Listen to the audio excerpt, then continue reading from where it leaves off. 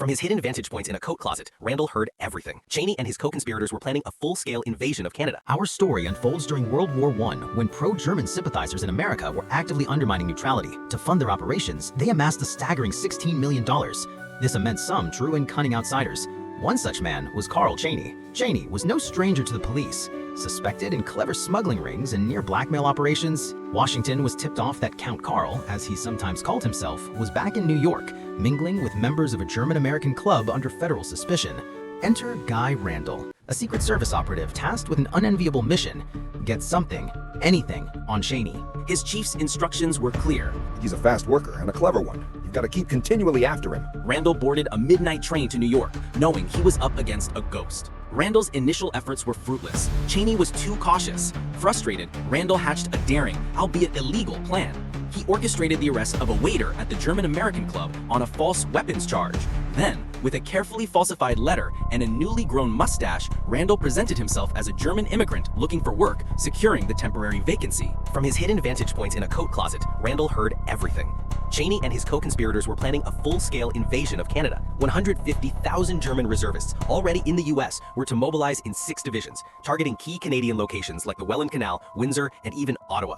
Cheney was coordinating the purchase of 85 boats for the invading force. Randall immediately reported this colossal plot, but Washington's response wasn't praise, but a demand for courtroom-ready evidence. His eavesdropping wasn't enough. Disheartened, Randall realized his approach was wrong.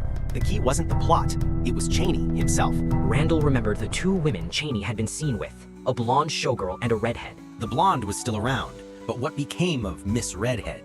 This sparked a new line of thought. If Cheney had cast her aside, perhaps she held the key. He soon found her, Olga Brainerd, an artist's model whose face graced popular magazine covers.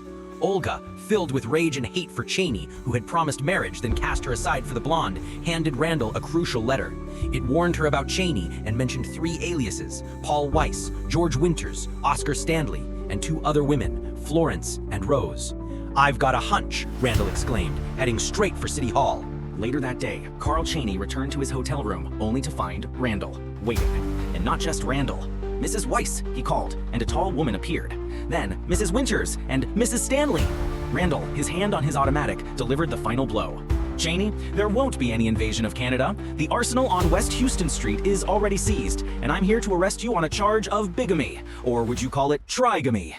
The City Hall records, provided by one of his scorned wives, had revealed his matrimonial deceptions, giving the Secret Service the undeniable evidence they needed.